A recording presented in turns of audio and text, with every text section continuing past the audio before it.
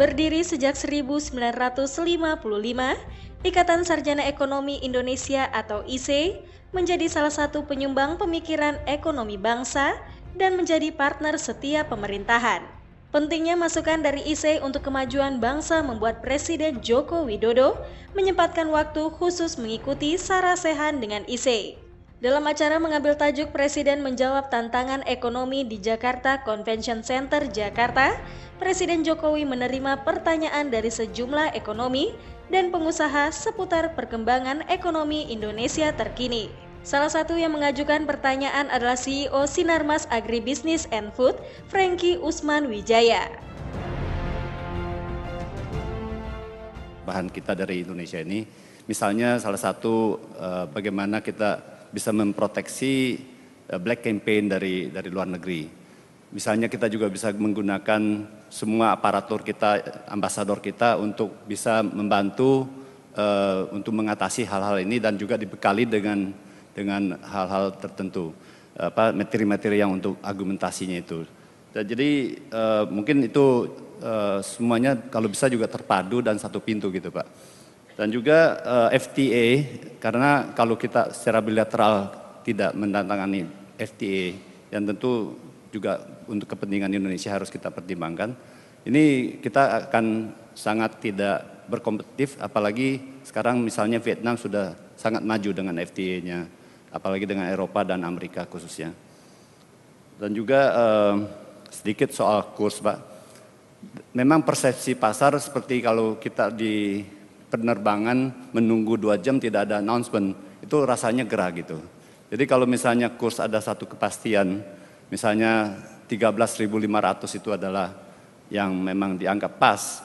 Jadi setelah itu mungkin ada bantuan dari luar negeri apa segala macam untuk bisa mengatasi kestabilan itu. Mungkin uangnya bisa lebih banyak orang daripada wait and see untuk bisa daripada mengambil uang ganti dolar taruh di bawah bantal, mungkin itu tidak akan terjadi gitu Pak.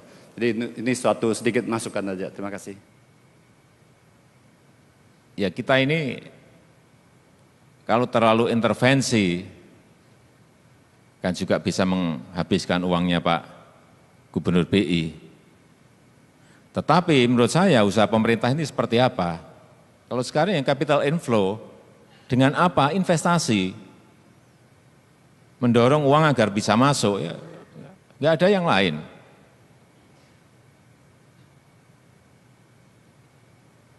Kalau intervensi ya kalau Brasil, saya kira beberapa negara sudah kehilangan ratusan triliun tetapi juga kursnya nggak bergerak. Yang paling baik menurut saya adalah menarik uang agar masuk ke Indonesia, baik lewat investasi maupun investasi di portofolio. Saya kira dengan cara-cara itulah yang ingin kita kerjakan. Dan sekarang ini sebetulnya kalau menurut saya, ya kita ada perlambatan ekonomi. Tetapi yang paling penting menurut saya adalah persepsi yang harus kita bangun. Sekarang ada isu sedikit saja sudah sangat sensitif sekali. Oleh sebab itu yang paling penting adalah dunia usaha ini harus membangun persepsi agar ekonomi ini menjadi positif. Ikut membangun itu, jangan ada misalnya hal yang kecil aja diurus menjadi isu. Saya kalau membaca sosial media ini, waduh ini kayak kemarin urusan kecil lah, biaya meterai. Kita sebenarnya nggak mengeluarkan kegiatan itu, tapi karena digoreng-goreng jadi nggak karu-karuan. Padahal emang nggak mengeluarkan acara itu. Persepsi itu muncul ya dari Bapak Ibu semuanya. Negatif maupun positif itu yang membangun Bapak Ibu semuanya. Kita ini hanya dari belakang. Kalau Bapak Ibu mempersepsikan negatif, kemudian takut-takut mengeluarkan uang ya, semuanya akan bareng-bareng seperti itu. Tapi kalau semuanya tumbuh optimisme, terutama di Bapak Ibu semuanya di dunia usaha, ya semuanya akan bergerak. Ini hanya masalah persepsi. Menurut saya ini hanya masalah persepsi.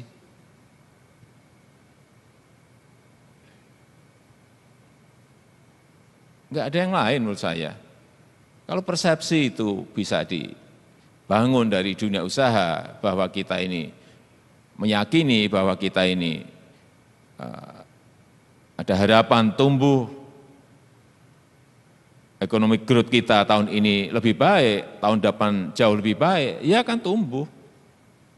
Bapak Ibu kan yang punya uang.